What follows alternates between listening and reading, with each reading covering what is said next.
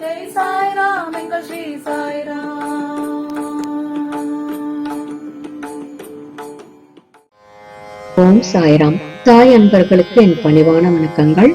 இன்று பிறந்த நாள் கொண்டாடிய அனைவருக்கும் நம் சாயப்பாவின் பரிபூரணமான ஆசீர்வாதங்கள் கிடைக்கட்டும். நாம் 48 நாட்கள் ஸ்ரீ சாய்நாத ஸ்தவன மஞ்சரி பாராயணம் செய்து வருகிறோம். இந்த 48 நாட்கள் முடிவதற்குள் நம் சாயப்பா நிச்சயமாக நம் ஒவ்வொருவருடைய பிரார்த்தனைகளையும் நிறைவேற்றி தருவார். அவருடைய அருளும் அனுகிரகமும் இதை படிக்கும் கேட்கும் அனைவருக்கும் பரிபூரணமாக கிடைக்க வேண்டும் என்று நான் மனதார பிரார்த்தனை செய்கிறேன். இப்போது நம் அனைவருடைய வேண்டுதல்களையும் அவர் மலர்பாதங்களில் சமர்ப்பணம் செய்து முழுமையான நம்பிக்கையுடன் இப்போது பாராயணம் செய்யலாம். ஓம் சாய்ராம். ஸ்ரீ சாய்நாத ஸ்தவன மஞ்சரி. ஸ்ரீ கணேசனை வணங்குகிறேன். எல்லாவற்றுக்கும் ஆதாரமானவனே, மயூரேஸ்வரா, எல்லாவற்றுக்கும் சாட்சியாக விளங்குபவனே, கௌரியின் மகனே, ஓ எண்ணங்களுக்கு எட்டாதவனே, திருத்த வைரனே, ஸ்ரீ கணபதி, என்னை காப்பாற்று. நீ எல்லா கணங்களுக்கும் முதல்வனும் தலைவனும் ஆவாய். எனவே உன்னை கணேசன் என்பார். எல்லா சாஸ்திரங்களாலும் ஏற்றுக்கொள்ளப்பட்டவன் நீ. ஓ சாரதா, வாக்கின் தெய்வமே, நீ ஒளி வடிவமாக பிறக்கும் பதங்களின் தலைவி. உன்னுடைய இருப்பினால் தான் உலகத்தில் எல்லா நிகழ்ச்சிகளும் நடக்கின்றன. நீ எழுத்தாளர்களின் தேவதை. நீ எப்பொழுதும் தேசத்தின் அணிகலனாக விளங்குகிறாய். உனது எல்லையற்ற சக்தி எல்லாவற்றிலும் விளங்குகிறது. ஓ ஜெகதம்பா, உன்னை வணங்குகின்றேன். ஓ பூர்ண பிரம்மா, தெய்வீக தோற்றத்தின் மிக உயர்ந்த இறுதி நிலையில் உள்ளவனே, மகான்களுக்கு பிரியமானவனே, குணங்களோடு கூடிய உருவம் எடுத்தவனே, பண்டரிராயா, கருணை கடலே, எல்லையற்ற கருணை உடையவனே, பாண்டுரங்கா, ஓ நரகரி, நீ எல்லாவற்றின் சூத்திரதாரி, எல்லாவற்றையும் ஆட்டுவிக்கும் கயிற்றை தாங்கியவன். நீ ஜெகமெங்கும் வியாபித்துள்ளாய். எல்லா சாஸ்திரங்களும் உன்னுடைய உண்மையான உருவத்தை பற்றி ஆராய்ச்சி செய்கின்றன. வெறும் புத்தக அறிவு மட்டுமே பெற்றவர்களுக்கு நீ காணப்படுவதில்லை. ஓ சக்கரபாணி, அத்தகைய அறிவியல்கள் யாவரும் வெறும் வாத பிரதிவாதங்களிலேயே உழல்கிறார்கள். மகான்கள் மட்டுமே உன்னை அறிகிறார்கள். மற்றவர்கள் குழப்பத்தில் மூழ்கியவர்களாக மயங்கியவர்களாக உள்ளார்கள். உனக்கு பக்தியோடு கூடிய எனது நமஸ்காரத்தை சமர்ப்பிக்கின்றேன். ஓ 5 முகங்களை உடையவனே, சங்கரா, மனித மண்டையோடுகளாலான மாலை அணிந்தவனே, நீல நிறமுடைய கழுத்தனை, திகம்பரா, ஓங்கார ரூபா, பசுபதி, எவருடைய உதடுகளில் உனது நாமம் விளங்குகிறதோ அவர்களது துன்பங்கள் உடனடியாக விலகிவிடும். ஓ தூர்ஜடி, உன் நாமத்தின் மகிமை அத்தகையது. உனது பாதங்களை வணங்கி நான் இந்த துதியை எழுத முற்படுகிறேன். நீலகண்டா, இதற்கு உனது முழுமையான உதவியை எல்லா விதத்திலும் எனக்கு அளிப்பாய். இப்போது அத்ரி மகரிஷியின் குமாரரான தத்தரையும், லக்ஷ்மி தேவியின் குலதெய்வமான விஷ்ணுவையும், ஸ்ரீ துகாராம் முதலான எல்லா மகான்களையும், பின்னர் பக்தர்கள் அனைவரையும் வணங்குகின்றேன். சாய்நாதா, உமக்கு வெற்றி உண்டாகுக. பாவிகளை உயிர்ப்பவரே, அருள் நிறைந்தவரே, இப்பொழுது உமது பாதத்தில் எனது சிரத்தை வைக்கின்றேன். எனக்கு பயமற்ற நிலையில் உமது பாதுகாப்பை கொடும். நீ பூரணமான பிரம்மஸ்வரூபம், சுகங்களின் இருப்பிடம், மனிதர்களில் சிறந்தவனே, நீயே விஷ்ணு. எவருடைய பாதி உடலாக உமாதேவி இருக்கிறாளோ அந்த காமனை எரித்த சிவனும் நீயே. நீ மனித உருவெடுத்த பரமேஸ்வரன். நீ ஞான வானத்தின் கதிரவன். நீ கருணை கடல். நீ பிறப்பிறப்பாகிய பிணிக்கு மருந்து. நீ ஏழை எளியவர்களின் சிந்தாமணி. நீ உனது பக்தர்களை தூய்மைப்படுத்தும் கங்கா நதி. சம்சார கடலில் மூழ்குபவர்களுக்கு நீ ஓடம், அஞ்சுபவர்களுக்கு புகலிடம் நீ. இந்த பிரபஞ்சத்தின் மூல காரணமாக எந்த பரிசுத்தமான சைதன்யம் விளங்குகிறதோ ஓ கருணை கடலே, அது நீயே. இந்த பிரபஞ்சம் உனது ஒரு விளையாட்டு. நீர் பிறவியற்றவர், உமக்கு இறப்பும் இல்லை. நன்கு ஆழ்ந்து விசாரித்து பார்த்து இறுதியில் அடையப்பட்ட முடிவு இது. பிறப்பு இறப்பு இவை இரண்டும் அஞ்ஞானத்தினால் தோன்றியவை. ஓ மகாராஜா, நீர் அவை இரண்டினின்றும் கொஞ்சம் கூட பற்றற்றவராக உள்ளீர். நீர் ஓடையில் வெளிப்பட்டது என்றால் அது அங்கேயே தோன்றியதாக ஆகுமா? முன்பே நீர் நிரம்ப உள்ளது, உள்ளே இருந்து வெளியே வந்தது, அவ்வளவே. படுகையில் நீர் வந்தபோது அதற்கு ஓடை என்று பெயர் ஏற்பட்டது. நீரில்லாவிடில் அது வெறும் படுகையே. பெருகுவது வற்றி விடுவது பற்றி நீர் சற்றும் பொருட்படுத்துவதே இல்லை. நீர் படுகைக்கு கொஞ்சமேனும் முக்கியத்துவம் அளிப்பதில்லை. படுகை மட்டும் நீர் நிறைந்துள்ள போது பெருமை கொள்கிறது. நீர் வற்றும் போது மிகவும் வருந்தும் நிலையை அடைகிறது. மனித உடல் நீர்ப்படுகை போன்றது. சுத்த சைதன்யமே பரிசுத்தமான நீர் ஊற்று. நீர்ப்படுகைகள் எண்ணற்றவை. இருப்பினும் நீர் மட்டும் வேறுபடுவதில்லை. பிறப்பற்றவரான அருட்கடலே, உமது வஜ்ராயுதம் என் அஞ்ஞானமாகிய மலையை அடிக்கட்டும் என்று வேண்டுகின்றேன். இத்தகைய எண்ணற்ற தோற்றங்கள் இதுவரை பூமியில் ஏற்பட்டுள்ளன, இப்போதும் இருந்து வருகின்றன, காலகிரமத்தில் இனிமேலும் ஏற்பட போகின்றன. அந்த ஒவ்வொரு தோற்றத்துக்கும் ஒரு தனி பெயரும் குலமும் கிடைக்கிறது. அதன் மூலம் உலகத்தில் அவற்றை பிரித்தறிகிறார்கள். சைதன்யத்தை பொறுத்தவரை நான் நீ என்று கூறுவது பொருந்தாது. இருமை என்பதே எங்கு இருப்பதற்கு இடம் இல்லையோ அதே உண்மையில் சைதன்யம் எனப்படுவது. மேலும் உண்மையில் சைதன்யம் பிரபஞ்சம் முழுவதையும் வியாபித்து உள்ளது. பின் நான் நீ என்ற பாவனை எவ்வாறு பொருந்தும்? மேகத்திலிருந்து பிறக்கும் நீர் ஒரே தன்மையானது. பூமியின் மேல் இறங்கிய பிறகு அதற்கு பற்பல வேறுபாடுகள் ஏற்படுகின்றன. கோதாவரி நதிப்படுகையில் விழுந்த நீர் கோதாவரி என்று அழைக்கப்படுகிறது. கிணற்றில் விழுந்த நீருக்கு அத்தகைய மேன்மை இல்லை. மகான்களின் உருவமாகிய கோதாவரியில் உள்ள நீர் நீங்கள். நாங்கள் குளம், குட்டை, கிணறு போன்றவர்கள். நம்மிடையே உள்ள வேறுபாடு இதுவே. எங்களுடைய வாழ்வின் உண்மையான குறிக்கோளை அடைய நாங்கள் உங்களிடம் வர வேண்டும். எப்பொழுதும் கரம் கூப்பி உங்களை சரணடைய வேண்டும். ஏனெனில் நீங்கள் புனிதத்தின் உறைவிடம். கோதாவரி நதிக்கு பாத்திரத்தினால் படுகையினால் புனிதம் ஏற்பட்டது. வெறும் நீரை மட்டுமே நோக்குவோமாகில் அது எங்கும் ஒரே விதமானது. கோதாவரி நதிப்படுகை புனிதம் வாய்ந்ததென்பது தீர்மானிக்கப்பட்ட உண்மை. அதனை தீர்மானிப்பதற்கு பூமியின் நல்ல தன்மை, தீயத்தன்மை ஆகியவையே உதவி செய்கின்றன என்பதை நோக்கவும். மேகத்தினின்று வந்த நீரின் புனிதத்தை எந்த பூமி பாகம் மாற்றவில்லையோ அந்த பாகத்தை சாஸ்திரம் அறிந்தவர்கள் கோதா என்று அழைத்தார்கள். மற்ற இடங்களில் விழுந்த நீர் அந்தந்த மண்ணின் குணத்தை ஏற்றுக்கொண்டது. தோற்றத்தின் போது இனிமையாயிருந்த நீர் அசுத்தமாகவும் கசப்பாகவும் உப்பாகவும் ஆயிற்று.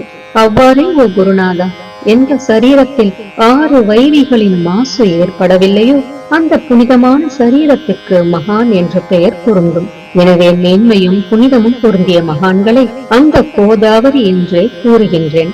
எல்லா ஜீவர்களிலும் உங்களது தகுதி மிகச் சிறந்ததாக உள்ளது. பிரபஞ்சத்தின் ஆரம்ப காலத்திலிருந்தே கோதாவரி ஏற்பட்டு உள்ளது. நீரும் முழுமையாக நிரம்பி உள்ளது. இன்று வரை அதற்கு குறைவு ஏற்படவில்லை. ராவணனுடைய வயிறு கோதாவரியின் கரைக்கு வந்தபோது இருந்த அதே நீர் இன்று வரை எவ்வாறு இருக்கும் என்று பாருங்கள். படுகை மட்டும் அதே. நீர் கடலை அடைந்தது. நீர்ப்படுகையின் புனிதத்தன்மை மட்டும் இன்று வரை நிரந்தரமாக உள்ளது. ஒவ்வொரு ஆண்டும் பழைய நீர் சென்று புதிய நீர் படுகையின் உள்ளே வருகிறது. பாபா, அதே நியாயம் உங்களுக்கும் பொருந்தும். ஒவ்வொரு நூற்றாண்டும் ஓராண்டை போலவும் அந்த நூற்றாண்டில் தோன்றிய சாதுக்கள் நீரை போலவும் அவர்களுள் மிக பெரிய மகான்கள் அலைகள் போலவும் உவமிக்கப்படுகிறார்கள். இந்த மகான்களின் உருவமாகிய கோதாவரியில் முதல் ஆண்டில் சனதர், சனகர், சனந்தனர் முதலியோரின் வெள்ளம் ஏற்பட்டது. பின்னர் நாரதர், தும்புரு, பிரகலாதன், பலிராஜா, சபரி, அங்கதன், வாயுகுமாரன், விதுரர், கோபர்களும் கோபிகைகளும் தோன்றினர். இவ்வாறு இன்று வரை ஒவ்வொரு நூற்றாண்டிலும் ஒன்றன் பின் ஒன்றாக மகான்களின் வெள்ளம் ஏற்பட்டு வந்துள்ளது. நான் அதனை வர்ணிப்பதற்கு இயலாதவனாக உள்ளேன்.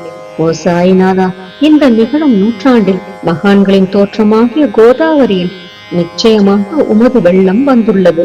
எனவே உமது திவ்ய சரணார விந்தங்களுக்கு வந்தனை செய்கின்றேன். மகாராஜா, எனது துர்குணங்களை கொஞ்சம் கூட பொருட்படுத்த வேண்டாம். நான் ஏழை, எளியவன், அஞ்ஞானி, பாவிகளுக்குள்ளே தலை சிறந்தவன், எல்லா துர்குணங்களும் பொருந்தியவன். ஆனால் என்னை நிராகரிக்க வேண்டாம். பரிசக்கள் இரும்பினுடைய குறைகளை பொருட்படுத்துவதில்லை. கோதாவரி நதி தன்னை அடைந்த கிராமத்து சிறு ஓடைகளை திருப்பி அனுப்புவதில்லை.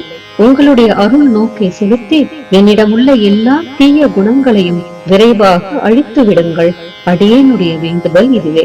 பரிசக்கல்லின் தொடர்பு ஏற்பட்டும் இரும்பின் இரும்புத்தன்மை அழிக்கப்படாவிட்டால் குருநாதா, அது பரிசக்கல்லின் பெருமைக்கு இழுக்கு. என்னை பாவியாகவே இருக்கும்படி வைக்காதே. தாங்கள் தாழ்வும் அடைய வேண்டாம். நீங்கள் பரிசக்கல், நான் இரும்பு. எனது அவமானம் உமதே என்பதை பாருங்கள். குழந்தை எப்பொழுதும் தவறுகள் செய்கிறது. ஆனால் தாய் சினம் கொள்வதில்லை. இதை நினைவில் கொண்டு எனக்கு உங்கள் அருளாகிய பிரசாதத்தை அளிப்பீராக. ஓ சத்குரு சாய்நாதா, நீயே எனது கற்பகத்தரு. சம்சார சாகரத்தை கடக்க உதவும் சிறந்த படகு நிச்சயமாக நீயே. நீயே காமதேனு, சிந்தாமணி. நீ ஞான வானத்தின் கதிரவன். நீ நற்குணங்களின் பெரும் சுரங்கம். சொர்க்கத்திற்கு செல்ல உதவும் படிகளும் நீயே. ஓ புண்ணியங்களின் இருப்பிடமே, சுத்திகரிப்பவரில் சிறந்தவரே. ஓ சாந்தமூர்த்தியே, ஆனந்தத்தின் உறைவிடமே, பிரம்மஸ்வரூபா, பரிபூரணனே, வேறுபாடு அற்றவனே, ஞானக்கடலே, ஓ ஞானத்தின் உருவமே, மனிதர்களில் சிறந்தவனே, பொறுமை சாந்தி ஆகியவற்றின் உறைவிடமே, பக்தர்களின் இளைப்பாறும் இடமே, என்பால் மகிழ்வு நிறைந்த உன் அருள் நோக்கை செலுத்து. சத்குரு மச்சிந்திரரும் நீயே, மகாத்மா ஜாலந்தரரும் நீயே. நீயே நிவர்த்திநாதரும் ஞானேஸ்வரரும் ஆவாய். கபீர், ஷேக் முகமது, ஏசுநாதர் ஆகியோரும் நீயே. நீயே போதலாவும் சாவதாமாலியும், உண்மையில் ராமதாசரும் நீயே. சாய்நாதா, நீயே துகாரம், சகாராம் மகாராஜும் மாணிக்க பிரபுவும் நீயே. உமது இந்த அவதாரம் உண்மையில் அறிய முடியாத விதமாக உள்ளது. தங்களுடைய ஜாதியை பற்றி எவரும் அறிந்து கொள்ளும்படி தாங்கள் விடவில்லை. சிலர் உங்களை முஸ்லிம் என்கின்றனர், சிலர் அந்தனர் என்கின்றனர். கிருஷ்ணனுக்கு சமமான லீலைகளை தாங்கள் செய்கிறீர்கள். ஸ்ரீ கிருஷ்ணரை பார்த்து பலரும் பலவிதமாக பேசினர். சிலர் எதுகுலத்து அரிய ஆபரணம் என்றனர், சிலர் இடையன் என்றனர். யசோதை மென்மையான குழந்தை என்றாள். கம்சன் மகா காலன் என்றான். உத்தவர் அன்பு வடிவானவன் என்றார். அர்ஜுனன் பூர்ண ஞானி என்றான். அவ்வாறே தங்களை பற்றியும் தத்தமது மனதில் நிச்சயப்படுத்தியதற்கு தக்கபடி அவரவர்கள் அழைக்கின்றனர். மசூதி உங்களது இருப்பிடம். உமது காதுகள் குத்தி இருக்கப்படவில்லை. உங்களது பாதியா சரங்கையும் பார்த்துவிட்டு உங்களை முஸ்லிம் என்று கூறுவது பொருத்தமாகவே உள்ளது. அவ்வாறே கருணை வடிவான உமது அக்னி வழிபாட்டை பார்த்து நீங்கள் இன்றுதான் என்று எங்கள் மனதில் நிச்சயம் ஏற்பட்டது. ஆனால் வெளி விவகாரங்களில் உள்ள இத்தகைய வேறுபாடுகளை தர்க்கவாதிகளே விரும்புவார்கள். உண்மையான ஞானத்தில் ஆர்வமுள்ள பக்தர்கள் அவற்றுக்கு முக்கியத்துவம் அளிக்க மாட்டார்கள். நீங்கள் பிரம்மத்தின் நிலையில் விளங்குகிறீர்கள். உங்களுக்கு ஜாதியும் கோத்திரமும் இல்லை. நீர் எல்லோருக்கும் குருமூர்த்தியாகவும் ஆதி காரணமாகவும் உள்ளீர். முஸ்லிம் இந்துக்களிடையே பகைமை ஏற்பட்டதால் அவர்களை ஒற்றுமைப்படுத்துவதற்காக மசூதி அக்னி இரண்டையும் ஏற்று பக்தர்களுக்கு உங்கள் லீலையை காட்டினீர்கள். தாங்கள் ஜாதி மதங்களுக்கு அப்பாற்பட்டவர். நீங்கள் பிரம்மமே. உண்மையில் நீங்கள் அது தத்துவமசி. நீங்கள் உண்மையில் தர்க்கங்களுக்கு அப்பாற்பட்டவர். உங்கள் முன்னால் எவ்வளவோ தர்க்க விதர்க்கங்கள் நிகழ்ந்தன. அங்கே எனக்கு சாதாரண மொழிகள் எப்படி ஏற்படும்? ஆனால் உங்களை பார்க்கும் போது என்னால் மௌனமாக இருக்க முடியவில்லை. துதி செய்வதற்கு உலக வழக்கில் பதங்களே சாதனமாக உள்ளன. எனவே உங்கள் அருளாசியுடன் பதங்களால் என்னென்ன வர்ணனைகள் ஏற்படுகின்றனவோ அவற்றை எப்பொழுதும் செய்வேன். மகான்களின் தகுதி கடவுளின் தகுதியை விட வேறுபட்டதும் மிக உயர்ந்ததும் ஆகும். சாதுக்களின் அருகில் எனது உனது என்ற வேறுபாடுகளுக்கு சிறிதேனும் இடமில்லை. ஹிரண்ய கசிபுவுக்கும் ராவணனுக்கும் கடவுளை வெறுத்ததன் மூலம் மரணம் ஏற்பட்டது. இத்தகைய சம்பவம் ஒன்று கூட மகான்களின் கரத்தால் நிகழவில்லை. அரசன் கோவிச்சந்தன் ஜாலந்தரரை சாண குவியலில் புதைத்தான். ஆனால் அந்த மகான் மனம் வருந்தவில்லை. மாறாக அந்த அரசனை சம்சார சுழலிலிருந்து விடுவித்து அமரனாக செய்துவிட்டார். இத்தகைய மகான்களின் மேன்மையை எவ்வாறு வர்ணிப்பேன்? மகான்கள் சூரியனை போன்றவர்கள். அவர்களின் கருணை ஒளிமயமானது. மகான்கள் சுகம் தரும் சந்திரனை போன்றவர்கள். அவர்களது அருள் சந்திரனுடைய ஒளி போன்றது. மகான்கள் இதமளிக்கும் கஸ்தூரி போன்றவர்கள். அவர்களின் அருள் அதன் நறுமணம் போன்றது. மகான்கள் ரசம் நிரம்பிய கரும்பு போன்றவர்கள். அவர்களது அருள் அதன் இன்சுவை போன்றது. மகான்கள் நல்லவரிடமும் தீயவரிடமும் ஒரே விதமாக நடந்து கொள்கிறார்கள். மாறாக பாவிகளிடமே எல்லையற்ற அன்பு உள்ளவர்களாக உள்ளார்கள்.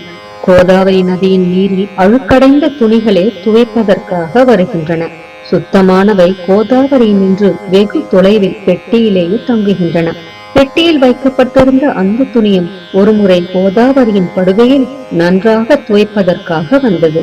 இந்த உவமையில் பெட்டிதான் வைகுந்தம். நீங்களே கோதாவரி, நம்பிக்கையே படிதுரை, ஜீவாத்மாக்களே துணிகள்.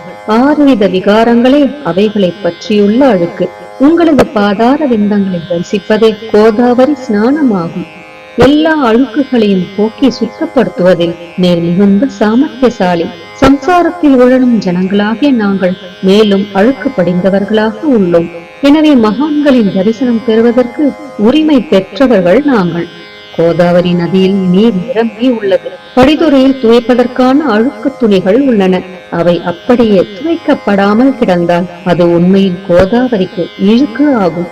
நீங்கள் அடர்ந்த நிழலும் குளிர்ச்சியும் தரும் சிறந்த மரம். நாங்கள் உண்மையில் பாதசாரிகள். கதிரவன் தாபத்திரங்களாகிய வெயிலால் எங்களை சுட்டி எரிக்கின்றான். அவனுடைய தாபத்திலிருந்து கருணை கூர்ந்து, ஓ குருராயா, எங்களை காப்பாற்றும். உங்கள் நல்லருளின் குளிர் நிழல் இவ்வுலகிற்கு அப்பாற்பட்ட தன்மை அது. மரத்தின் அடியில் அமர்ந்ததும் ஒருவன் மேலே இருந்து வெயிலை உணர்வானாகின் அந்த மரத்தை எவர் நிழல் தரும் மரம் என்று கூறுவர். உமது அருளின்றி உலகில் நன்மை என்பது ஏற்படுவது இல்லை. தர்மத்தை நிலைநிறுத்துவதற்காக சேஷாய் அர்ஜுனனுக்கு நண்பனானான். விபீஷணன் சுக்ரீவனுடைய அருளினாலேயே அரசன் ஸ்ரீராமனின் அருகாமையை அடைந்தான். மகான்களின் மூலமாகத்தான் ஸ்ரீஹரி மேன்மை அடைந்தார். எந்த பிரம்மத்தை பற்றி வேதங்களில் கூட வர்ணிக்கப்படவில்லையோ அத்தகைய பிரம்மத்தை உலகத்தில் சகுனமாக செய்து வெட்க வைத்தார்கள் மகான்கள். தாமாஜி என்ற பக்தர் வைகுண்டபதியும் ருக்மணி வரணுமாகிய இறைவனை ஒரு மகா தாழ்ந்த குலத்தவராக உருவெடுக்கும்படி செய்தார். சோகமேளா என்ற பக்தர் ஜெகதாத்மா ஆன இறைவனை தமது எருமைகளின் சவத்தை எடுக்கும்படி செய்தார். மகான்களின் பெருமையை உணர்ந்த ஜெகஜீவனாகிய இறைவன் அவர்களுக்காக தண்ணீரும் சுமந்தான். உண்மையில் மகான்கள் சச்சிதானந்த பிரபுவாகிய இறைவனின் எஜமானர்கள் ஆவார்கள். இப்போது அதிகம் சொல்வதற்கு எனக்கு வரவில்லை. நீயே எங்களுடைய தாயும் தந்தையும்.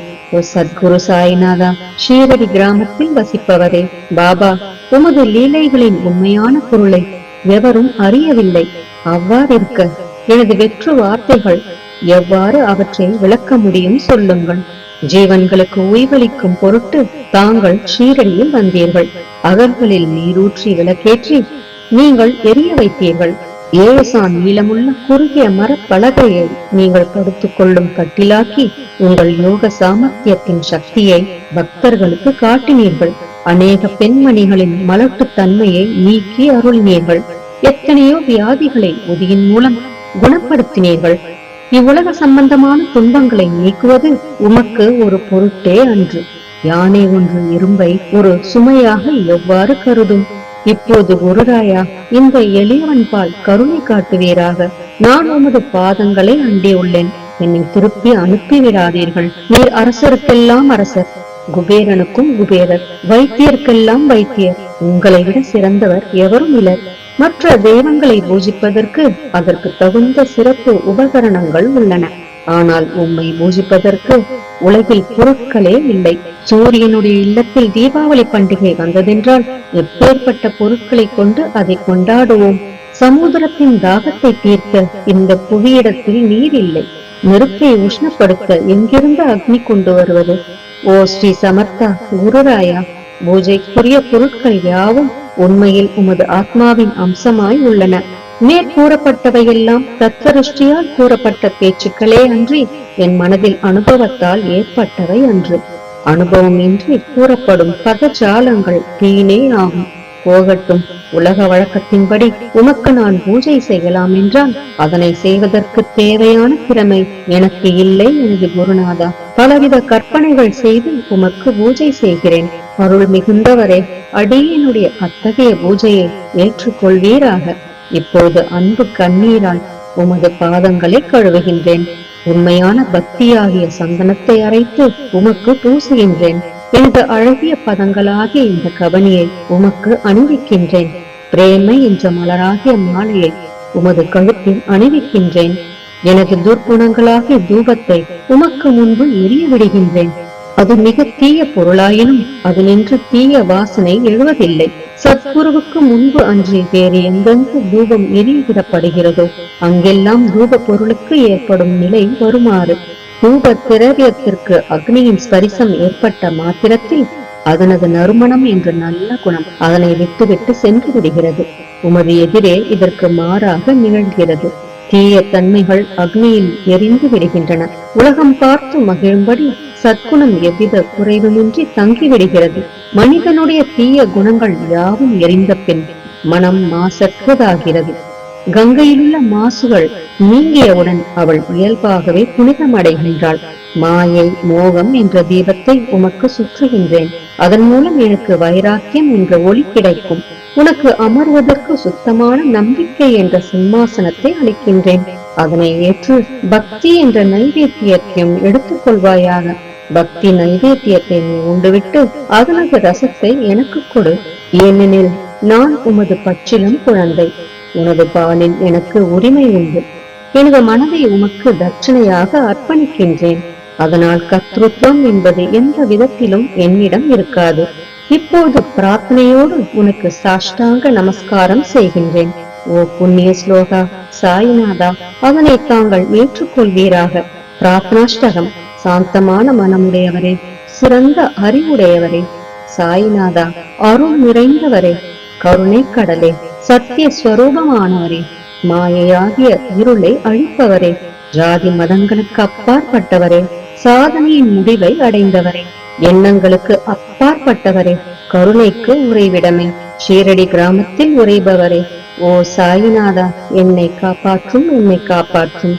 ஞானமாகிய கதிரவனே, ஞானத்தை அளிப்பவரே, எல்லாவித நன்மைகளையும் செய்பவரே, பக்தர்களின் இதயத்தில் உழவும் அன்னமே, உமது பாதங்களை அடைந்தவரை காப்பவரே, சிருஷ்டி செய்யும் பிரம்மா நீ, காக்கும் தெய்வமான லட்சுமியின் கணவன் விஷ்ணுவும் நீயே, உண்மையில் உலகங்களையும் பயமடைய செய்யும் ருத்ரனும் நீயே. நீர் இல்லாத இடம் இவ்வுலகத்தில் எங்கும் இல்லை. சாய்நாதா, நீர் எல்லாம் அறிபவர், எல்லோரின் இதயத்திலும் உறைபவர். எனது எல்லா குற்றங்களையும் மன்னிக்க வேண்டுமென்று வேண்டுகின்றேன். பக்தியின்மை, சந்தேகங்கள் போன்ற அலைகளை விரைவில் நீக்குவீராக. நீர் பசு, நான் பச்சிலங்கன்று. நீர் சந்திரன், நான் சந்திரகாந்தக்கல். உங்கள் பாதங்கள் கங்கா நதியின் ஸ்வரூபமானவை. அவற்றை நான் பக்தியோடு வணங்குகின்றேன். இப்பொழுது உமது அடைக்கலம் அளிக்கும் அருள்மயமான கரங்களை எனது சிரத்தின் மேல் வைப்பீராக. எனது வருத்தங்களையும் கவலைகளையும் நீக்குவீராக. இந்த கணு தங்கள் பணியாளன். இந்த பிரார்த்தனாஷ்டகத்தை கூறி நான் சாஷ்டாங்க நமஸ்காரம் செய்கின்றேன். எனது பாவங்களையும் துன்பங்களையும் ஏழ்மையையும் உடனடியாக நீக்குவீராக. நீர் பசு, நான் கன்று. நீர் தாய், நான் குழந்தை. என் விஷயத்தில் மனதில் கடினம் கொள்ள வேண்டாம். நீர் மலையகிரியில் உள்ள சந்தன மரம், நான் உள்ளடர்ந்த புதர். நீர் புனிதமான கோதாவரி நீர், நான் பெரும் பாவி. ஓ குருராயா, உமது தரிசனம் ஏற்பட்ட பிறகும் என்னிடத்தில் உள்ள துர்க்குணம் என்ற மாசு அவ்வாறே தங்கி இருக்குமாகில் உம்மை சந்தனம் என்று எவர் கூறுவர்? கஸ்தூரியின் அண்மையை அடைந்த மண்ணும் உயர்வாக மதிக்கப்படுகிறது. மலர்களின் அண்மையால் நாரும் தலையில் உயர்ந்த இடத்தை பெறுகிறது. மகான்களின் தன்மையும் இத்தகையது. அவர்கள் எந்தெந்த பொருட்களை ஏற்றுக்கொள்கிறார்களோ அவற்றை உயர்ந்த நிலைகளில் அடைவிக்கிறார்கள். சிவபெருமான் விபூதி, கோவணம், நந்தி ஆகியவற்றை ஏற்றுக்கொண்டதால் எல்லா திக்குகளிலும் அந்த பொருட்களுக்கு மிகவும் மதிப்பு ஏற்பட்டுள்ளது. இடையர்களை மகிழ்விக்கும் பொருட்டு பிருந்தாவனத்திலும் யமுனை நதிக்கரையிலும் ஜகத்துக்கெல்லாம் இறைவனானவன் தைக்காலா என்ற விளையாட்டை விளையாடினான். ஞானிகள் அவ்விளையாட்டையும் உயர்வாக மதிக்கிறார்கள். அவ்வாறே நான் துராசாரி ஆயினும் உம்மை அடைந்துள்ளேன். ஓ குருராயா, எனவே இதை பற்றி உம் உள்ளத்தில் எண்ணி பாரும். ஓ குருராயா, ஈகத்திலும் பரத்திலும் எந்தெந்த பொருட்களை சுகமென்று என் மனம் சந்தேகமர கருதுகின்றதோ அவற்றையெல்லாம் நிறைவேற்ற வேண்டும். உமது கருணையினால் இவ்வாறு செய்துவிடும். எனது மனதை அடக்கிவிடும். சமுதிரத்தை இனிமையாக செய்துவிட்டால் பிறகு உப்புத்தன்மையை பற்றிய பயம் இல்லை. சமுதிரத்தை இனியதாக்கும் சக்தி உண்மையில் உமக்கு உண்டு. எனவே தாஸ்கனுவின் இந்த வேண்டுதலை நிறைவேற்றுவீர். என்னிடம் என்னென்ன குறைகள் உள்ளனவோ அவை அனைத்தும் உமதே. சித்தருக்கெல்லாம் அரசனான உமக்கு குறை என்பது பொருந்தாது. இப்போது அதிகமாக சொல்வது எதற்காக? நீரே எனக்கு ஆதாரம். தாயினுடைய இடுப்பில் உள்ள குழந்தை இயல்பாகவே பயமற்று இருக்கிறது. ஓ மகாராஜா, இந்த துதியை எவரவர்கள் அன்புடன் படிக்கிறார்களோ கேட்கிறார்களோ அவரவர்களுடைய விருப்பங்களை நிறைவேற்றுவீர். இந்த துதியை படிப்பவர்களின் கேட்பவர்களின் 3 வித தாபங்களும் ஓர் ஆண்டுக்குள் விலகிவிடும் என்பதே இந்த துதியின் மேல் உமது நிரந்தரமான அருளாசியாக இருக்கட்டும். ஸ்நானம் முதலியவற்றை செய்து சுத்தமாக ஆன பின் உங்கள் மனதில் சுத்தமான பக்தியோடு தினமும் இந்த துதியை படிக்கவும். இவ்வாறு செய்ய முடியாவிட்டால் ஒவ்வொரு வியாழக்கிழமை அன்றும் மனதில் சத்குரு மூர்த்தியை இருத்தி படிக்கவும். அதுவும் கூட இயலாவிடில் ஏகாதசி தோறும் அதன் விளைவுகளை பார்ப்பதற்காக இந்த துதியை படியுங்கள். துதியை படிப்பவர்களுக்கு இறுதி கணக்கில் உயர்ந்த நிலையில் குருமூர்த்தி அளிப்பார். நான் சொல்வதை கேட்டுக் கொண்டிருப்பவர்களே, இவ்வுலகியல் ஆசைகளை அவர் விரைவில் நிறைவேற்றுவார். இந்த துதியை பாராயணம் செய்வதால், மீண்டும் மீண்டும் படிப்பதால் முட்டாள்கள் அறிவாளிகள் ஆவார்கள். எவருக்காயினும் வாழ்நாள் குறைவாக இருப்பின் அவர்கள் இதை படிப்பதால் 100 ஆண்டு ஆயுள் உள்ளவர்கள் ஆவார்கள். இந்த துதியை படிப்பதால் செல்வத்துக்கு குறைவு இருந்தால் குபேரன் அவர்களது இல்லத்துக்கு வந்து பணி செய்வான். இது சத்தியம் என்று மும்முறை உரைக்கின்றேன். சந்ததியற்றவர்களுக்கு இந்த துதியை படிப்பதால் குழந்தை செல்வம் கிட்டும். இதனை படிப்பவர்களின் ரோகங்கள் முற்றிலும் நீங்கிவிடும். தினந்தோறும் இந்த துதியை பாராயணம் செய்வதால் பயமும் கவலைகளும் நீங்கிவிடும். மதிப்பும் மரியாதையும் உயரும். அழிவற்ற பிரம்மத்தை உணர்வார்கள். ஓ அறிவாளிகளே, உங்களது மனதில் இந்த துதியை பற்றி நம்பிக்கை கொள்ளுங்கள். தர்க்கங்கள், தவறான எண்ணங்கள் ஆகியவற்றுக்கு கொஞ்சம் கூட இடம் கொடுக்க வேண்டாம். ஷீரடி சேஸ்திரத்துக்கு யாத்திரை செல்லுங்கள். பாபாவின் திருவடிகளை மனதில் இருப்புங்கள். அவர் அநாதைகளின் உறவினர். பக்தர்களின் விருப்பங்களை பூர்த்தி செய்யும் கற்பகத்தரு. அவருடைய பேராணையினாலேயே இந்த துதியை எழுதினேன். இல்லாவிடில் பாமரனாகிய என்னால் இத்தகைய படைப்பு எவ்வாறு ஏற்பட முடியும்? சக ஆண்டு 1840 பாத்திரபதம் மாதம் சுத்தபட்சத்தில் கணேச சதுர்த்தி திதியன்று திங்கட்கிழமை 2வது பிரகரத்தில் புனிதமான நர்மதா நதி தீரத்தில் உள்ள மகேஸ்வரர் என்ற சேஸ்திரத்தில் ஸ்ரீ அகல்யா தேவி சன்னதியில் ஸ்ரீ சாயிநாத ஸ்தவன மஞ்சரி நிறைவடைந்தது. மகேஸ்வரம் என்ற புகழ்பெற்ற சேஸ்திரத்தில் இந்த துதி நிறைவடைந்தது. ஸ்ரீ சாய்நாதர் என் மனதில் புகுந்து ஒவ்வொரு பதத்தையும் என்னை கூற வைத்தார். தாமோதரன் என்ற சீடன் இந்த துதியை எழுதினான். தாஸ்கனுவாகிய நான் எல்லா மகான்களுக்கும் பணியாள். ஸ்ரீ சாய்நாத ஸ்தவன மஞ்சரி சம்சார சாகரத்தை கடக்க உதவட்டும். ஓ பாண்டுரங்கா, இதுவே தாஸ்கனுவின் பக்தி மிகுந்த பிரார்த்தனை. மங்களம் மங்களம் சுபமங்கலம். ஜெய் ஜெய் சாயம். நம் சாயப்பாவின் பரிபூரணமான ஆசீர்வாதங்கள் அனைவருக்கும் கிடைக்க வேண்டும் என்று நான் மனதார பிரார்த்தனை செய்கிறேன்.